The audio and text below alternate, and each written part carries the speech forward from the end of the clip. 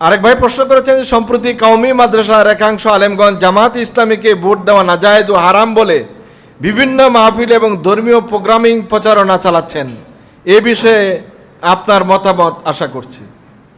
আলহামদুলিল্লাহ, সালাতু সালাম আলা রাসূলিল্লাহ, আম্মাবাদ। আমার মতামতের কোনো গুরুত্ব আছে বলে আমি মনে করি না, কারণ আমার মতামত নিয়ে তো আর কাফের ফতুয়া দেয় নাই, আর মতামত দিলেও বন্ধ করে দিবে এটা আশা করা যায় না।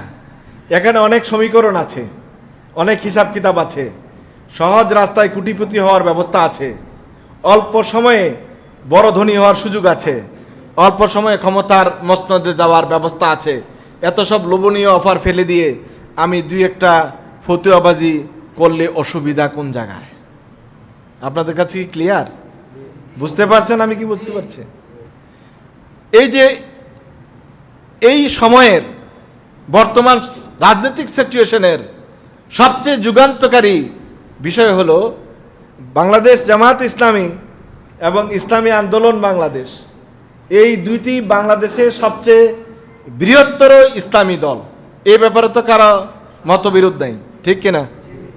এই দুইটি বড় ইসলামী দল যারা সম্পূর্ণ দুটি মেরুতে ছিল, একজন আরেকজনের ছায়া পর্যন্ত এক সময় দেখতে পারতো না, কিন্তু ফাআল্লাফা বাইনা কুলুবিকুম ফাআসবাহতুম বিনিআমাতিহি ইখওয়ানা। আল্লাহ তাআলা দুইজনের মধ্যে ঐক্য তৈরি করে দিয়েছেন, মোটামুটি দুজনেই ভাই ভাই হয়ে এই পর্যন্ত আছেন। এটা কিন্তু একদল মানুষের গায়ে সয় না, কি ঠিক কিনা বলেন?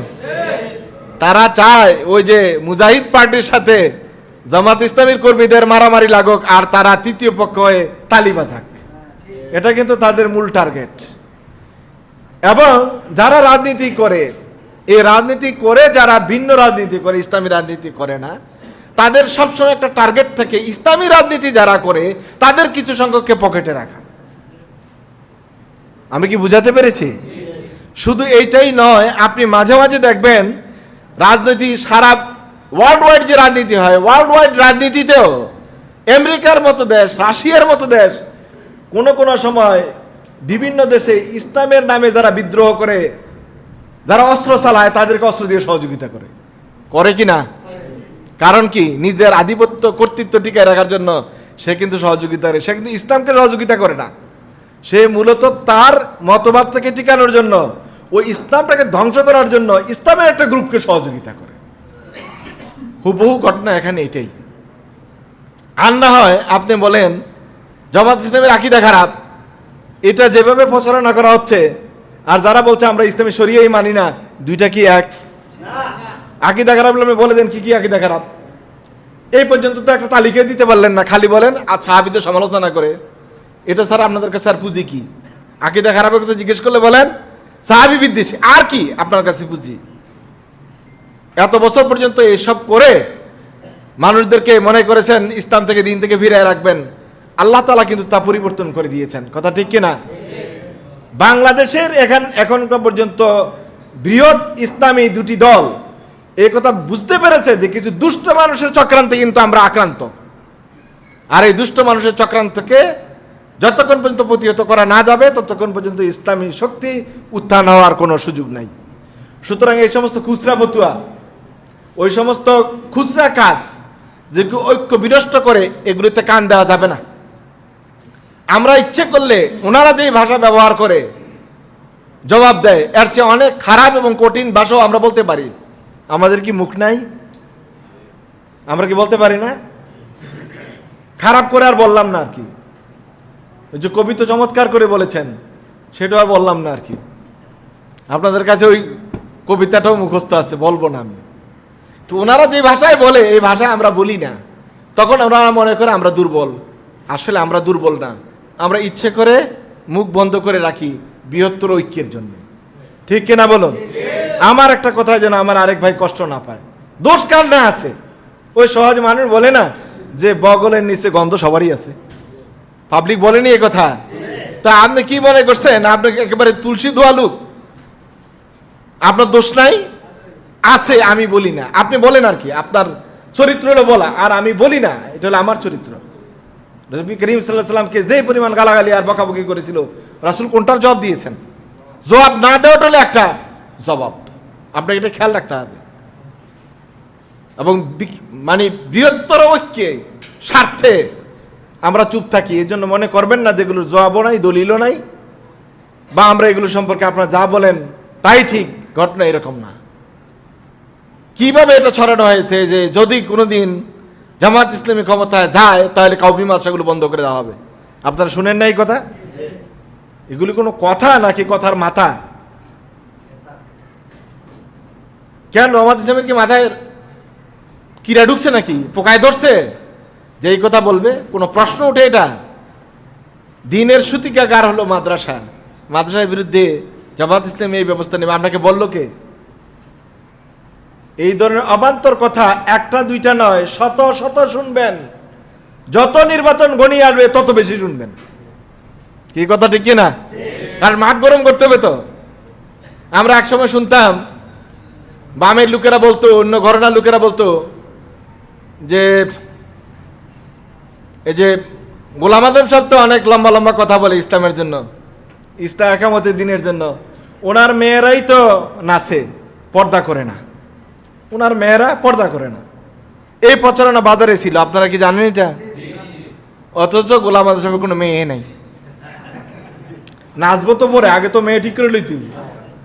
ওনার কোনো মেয়ে নাই, বাজারে প্রচারণা হলো ওনার মেয়েরা পর্দা করে না, নাচে। এইরকম গাঁজাখুরি মিথ্যা কথা, যেটা ন্যূনতম কোনো ভিত্তি নাই, এইটাও বাজারে মার্কেটিং করা হয়েছে। শয়তানের আর কি কাজ বলেন? ঠিক একই সময় একটা কথা বলা হয়তো কি, এই দেশের কাগজ তৈরি হয়, বাংলাদেশে কাগজ তৈরি হয়, এটা পশ্চিম পাকিস্তান নিয়ে যায়। বাংলাদেশে এই কাগজ যদি বিক্রি করতো তাহলে 25 পয়সা বিক্রি করতে পারতো দিস্তা। এটা নিয়ে যায় কোথায়? পাকিস্তান। নিয়ে ওখান থেকে সিল দিয়ে আনে, 25 পয়সার কাগজ আনে 1 টাকায় বিক্রি করে। আমি জিজ্ঞেস করলাম যে ভাই, কাগজ যদি সিল দেয় লেখে কোন জায়গায়? কাগজ যদি সিল দেয় সাদা কাগজের মধ্যে লাগবে কোন জায়গায়? এখন আর উত্তর দিতে পারে না। মানে এইরকম গাঁজাখুরি কথা মার্কেটে চালাইয়া এই দেশকে অস্থিতিশীল করা, ঐক্য বিনষ্ট করার লোক আছে না নাই? সুতরাং কথা সব জানলেই বলতে হয় এরকম কোনো কথা না। আপনাকে এখন চরম ধৈর্যের পরিচয় দিতে হবে, পরিস্থিতি মোকাবেলা করতে হবে। সব কথার উত্তর দেওয়া যাবে না। ঐক্য বিনষ্ট হয় এমন কোনো কাজে অংশগ্রহণ করা যাবে না। বকুক যারা বকার তারা বকুক, আমরা শুধু হেদায়েতের দোয়া করব। ফতুয়াবাজি আগেও ছিল, এখনো আছে, ভবিষ্যতেও থাকবে। যত বেশি নির্বাচন ঘনাইবে ফতুয়ার মাত্রা কিন্তু বাড়বে, এটা খেয়াল রাখবেন। কিন্তু এটা আমি আজকে বলে গেলাম, আপনারা এটা খেয়াল রাখবেন। যত বেশি মানে নির্বাচন ঘনিয়ে আসবে ফতুয়ার মাত্রা তত বাড়বে। এটা ফতুয়ার মেশিন গান আছে ওদের কাছে, কামান আছে, এটা কয়দিন পরে পরে মারতে থাকে, যার ঘাড়ে পরে পড়ুক। কিন্তু আমার ফতুয়া মারা দরকার, মেরে দিছে। আলহামদুলিল্লাহ, মানুষ এত সচেতন, এখন ফতুয়ার ট্যাবলেট আর মানুষ খায় না। কি কথা ঠিক কিনা বলেন? একসময় আমাদেরকে রাজাকার খেলা একটা খেলা ছিল, এটা এখন চলেনি। এখন আর চলে? যতক্ষণ সরকার পক্ষ থেকে মানুষকে রাজাকার বলে গালি দিছে, তখন বাচ্চারা ছেলেরা কি কি স্লোগান দিছে? তুমি কে আমি কে। এখন কি হলো ঘটনা দেখেন, আসলে 1-2 জন এখানে এই কথা বলো, সব রাজাকার হয়ে গেছে। সুতরাং এই ট্যাবলেট আর এখন খায় না। এখনকার যে জেনারেশন এখন সামনে আসতেছে, আপনার নাতিপতি, আপনার ছেলে মেয়ে, তারা কিন্তু আপনার ট্যাবলেট আর খায় না। সুতরাং কথা বলার সময় এই যে ফতুয়াবাজি করতেছেন, এই 2-4টা ফতুয়া দিয়ে কিছুই করা যাবে না। আপনার ঘর ঠিক আছে কিনা ওইটাই দেখেন আগে। আপনার ঘরের ভিতরে দেখেন শিবির, আপনার ঘরের ভিতরে দেখেন গুপ্ত শিবির হয়ে রয়েছে। কারে কি ফতুয়া দেন? নিজের ঘর সামলান। কারণ মানুষ এখন বুঝতে শিখেছে, জানতে শিখেছে দিন কি, ইসলাম কি, ইমান কি। এখন ধোকাবাজি দিয়ে 2-1টা ফতোয়া দিয়ে মানুষদের মুখ কণ্ঠরোধ করা যাবে না ইনশাআল্লাহ। আমরা আশা করি আগামীর ভবিষ্যৎ, ইসলামের ভবিষ্যৎ, দ্বীনের ভবিষ্যৎ আল্লাহ সুবহানাহু ওয়া তাআলা আমাদের সবাইকে বুঝার তৌফিক দান করুক। আমিন।